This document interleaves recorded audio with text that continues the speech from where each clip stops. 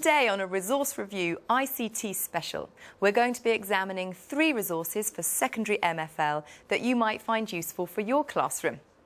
They are MFL authoring software for your PC and interactive whiteboard, some interactive activities for French pupils and teachers alike, and a website of exercises to help with German vocabulary and grammar. Recommending today's resources, we have Marilyn Hunt, lecturer in MFL Teacher Education at the University of Warwick. On the panel today, Janina Phillips, Head of Languages at Alderman Blackshill School in Colchester, and Adrienne Jones, a freelance education consultant. And over in the test lab, Matthew Tosh, our resident ICT investigator, is standing by to give us a tour of the resources. Well, Marilyn, the first resource we're going to discuss is called Task Magic. Can you explain this one to us and why you like it? I've chosen this because it's a great value authoring programme for teachers. It's very versatile and easy to use, and it creates a whole range of activities which help to reinforce language, but also are fun and motivating for students of all ages and all abilities. You can see that there are a range of different activities, and from that the package creates its own set of games and activities for pupils. So the teacher inputs the language in any language they want. That's right. And the resource does the hard work for you in a way. Absolutely.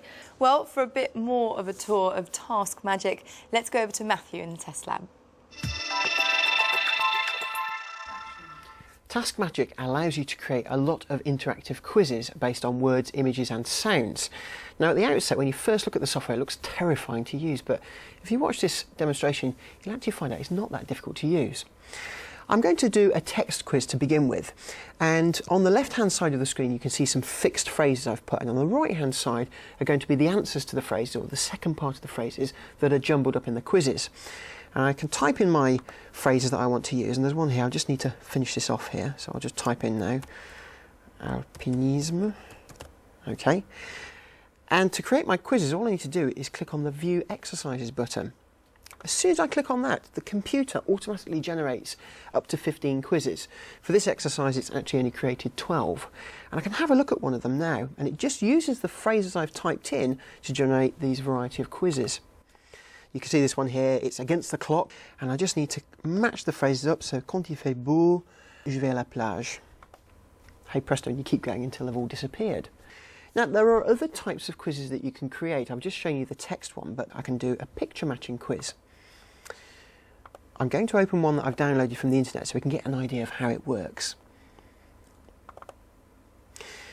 Now, the principle is the same, but instead of typing in different phrases, I put in some pictures that I've downloaded and some phrases as well. If I want to add a new picture, I just click in the box there and I pull it in off my hard drive. So it's fairly straightforward.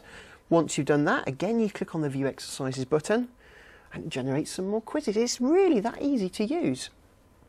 So with this resource, the world, well actually Europe, is quite literally your oyster. It seems to cope with most modern languages, although a word of advice, I would have a go at downloading some of the free quizzes to play around with to learn about how the programme works. You download it from the Task Magic website.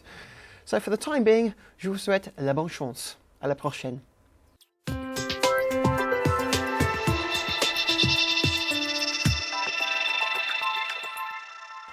Well, Marilyn, Matthew seemed to think that a few minutes input could give teachers a great return with Task Magic, but I'm suspicious. I reckon actually they'd have to put in quite a lot of work to get the most out of that resource. Is it going to be worth the investment? I think so, because teachers spend a lot of time anyway planning lessons, and by spending that time they've actually got a lot of different activities on the computer for pupils to use, but also there's a facility for creating worksheets. So I think that the versatility is there, and I think it's worth it. So all good from your point of view. Well, Janina, you've tried out Task Magic in your classroom. How did it go down? I've been trialling with my Year 7, and they actually said it was absolutely lovely. It's fun actually playing the games, but at the same time they felt they were learning. And could you see that it would lend itself equally well to other languages? It doesn't matter what language you use. I personally, myself, actually already made some exercises myself. As Marilyn said, it does save an awful lot of time. Oh, right. I'm not an IT expert, and yet I could actually sort of knock up an exercise in 10 minutes prior to a lesson. Well, Adrienne, what are your thoughts? It's very colourful, I think. So as a design, in terms of something that is different but engaging. I think when people put together websites, when designers put them together, they need to think carefully about the colour of the text that goes on, particularly with dyslexic pupils. Some of them do have problems when the messages get to the eye about colour, it dances, and so they become difficult to read. How much would you see this being used on an interactive whiteboard? Some of it could be used for starters or plenaries. You could have team games like that noughts and crosses thing. So I think it can be used in a number of different ways. It could be used for whole class, it could be used individually at the computer, or pairs working together. Okay, well, let's leave that one there and now move on to Marilyn's second choice of resource. And this is a whole suite of websites for 4 different languages. Marilyn, explain this one to us. Okay, so Zoot is the one that I think is most well known, but alongside that are Spanish, German and Welsh websites. And it's very good, I think, to be able to have languages other than French. Quite often what happens is that there's lots of resources for French, but not so much for Spanish or German. What I like about it is the fact that it's all categorised very clearly into key stages and into year groups. So you can click on a particular year group and all of the topics are arranged there, which makes it very easy to access. So we've got listening, reading, writing. We're going to look at a jumbled sentence exercise. Okay. Wayne Rooney juega al fútbol. Check results. Correct. Can I just clarify one point with you? All 4 websites are free, but there is a subscription charge for French and German within school hours, 9 till 4. That's right. The good thing about it, of course, is that as it's free in the evening, it can be used for homework. Thanks, Marilyn. Well, for a practical explanation of the French version, Zoot, let's go back to Matthew in the test lab. Bonjour tous. Aujourd'hui, on va regarder le site de Zoot. Yes, that's right, we're going to be looking at the Zoot website, and there's some good material here for your interactive whiteboards. Now, the Zoot site is part of a series of websites covering Spanish, German, Welsh and French, but today we're going to be looking at the French one. And I can give you a flavour of some of the things on offer by looking at the Year 7 food section. Next to each of the activities you can see some icons and it tells you whether it's a reading, writing or listening exercise. There's also a miniature whiteboard icon there and that tells you that that activity is well suited for use on an interactive whiteboard. I thought we'd have a look at a listening exercise. Now this one you have to click on the speaker and then you type in the word like that. Now you can use the on-screen keyboard as well if you're using an interactive whiteboard. We can have a look at some of the other year groups by clicking on the left-hand side. So we'll have a look at this grammar section under Year 9. And I want to show you this flash presentation on the perfect tense. And I like this because it forces you to complete a full sentence. So we've got Je suis allé, click on that, move through this. J'ai oublié mon porte-monnaie chez moi. And she gets very excited when you get it correct. But talk about an overreaction if you get something wrong. Now we will have a look at some of the Key Stage 4 material here, and there's the obligatory crossword and word searches you tend to find with language websites. Now I have noticed that for some of the listening exercises it's not clear whether you should be writing your answers in English or French, but I'd imagine once you got used to the website you'd know what you want to type in. There are transcripts of all the listening exercises and there's some good resources on the site, including some shortcuts about the French accents on your keyboard. The activities you see here are mirrored across the French, German, Spanish and Welsh websites. So for the time being, as they would say in French, I will see you later, or à bientôt sur Resource Review.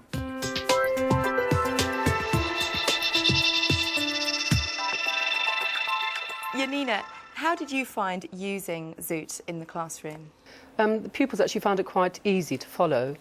But I must say that compared to Task Magic, they said that they felt it was a bit dull, the presentation. I still think that they think it's good, but I think what they're saying is the younger ones tend to like playing games. The older ones feel as if they're playing games, they're not necessarily learning. Right. So they're more motivated by actually having something a bit more challenging, like a gap-filling exercise or having to write something in French. They feel as if they're actually all pronouncing things, you know. So I feel that, you know, there's a bit of everything for, you know, both young pupils and the Key Stage 4. Okay. Adrienne? Well, picking up on that point, if you look at this screen, when pupils go into it, they think it has the promise of being bright, lively and colourful. But if we look at food here, What they're then presented with is a list which doesn't look quite as enticing, and the pictures, it looks big on there, but on a computer screen it's actually quite small, and it seems to lose the promise. And I think certainly with younger students, where they are used to bright, lively, colourful screens which have got a promise of something interesting to do as an interactive activity, I think there can sometimes be a problem. A bit limited, maybe. You know, maybe a kind of attitude towards it. The point with any resources, you have to look at it and see if it's going to suit your pupils. Yeah. And some you're going to want to use, and some you're going to think, no, I don't want to use that. But there's a lot there to choose from. But I suspect the point about homework is actually the case. You know that something free in the evenings. There are lots is of going to really reviews appeal. actually on the site from young people who have used it, who really like it. Okay, finally, let's move on to Marilyn's third choice of resource, a website called CLAR. Marilyn, explain this one to us. This is a website which has been produced by a teacher, designed by a teacher. Again, it's divided into topics, so easily accessible. I think the thing that I liked particularly about this is that it is a time saver for teachers, and I think for busy teachers, for teacher trainees, for NQTs, there's a lot of material there for them to look at. Now this resource is purely for German, is that right? Absolutely. We're going to look at house and environment, meine Stadt, my town. Here you can see that there are a number of slideshows and also games. The slideshows basically are PowerPoint presentations. And I think the good thing about this is you've got a ready-made stock of PowerPoints, some with sound. You've got exercises that the pupils can do. Again, it can be used on the board, interactive whiteboard, or individually or in pairs at computers. But you've still got here the visuals, you've got the colour coding, so the masculine nouns are in blue, the feminine are in pink, red.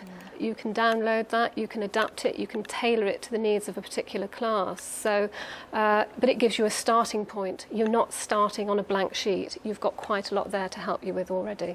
Janina, what do you think? I think there's a good variety. I think it's very visual. I think that's one of the things that's quite appealing to pupils. And I think they just feel very, very motivated because of that.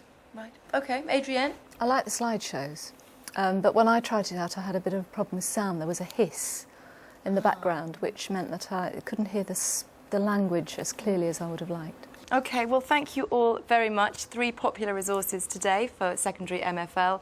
To recap, the ones we looked at were Task Magic from MDL Soft, languageskills.co.uk from Catherine Murphy, and the CLAR website from Heidi Behrens. For more information about the resources we've discussed today, go to our website. It's teachers.tv/resource review, or if you want to email us, resourcereview@teachers.tv. I'd like to say a big thank you to our panel, to Marilyn, to Janina and Adrienne. Thank you for joining us. We'll see you next time on Resource Review. Bye-bye.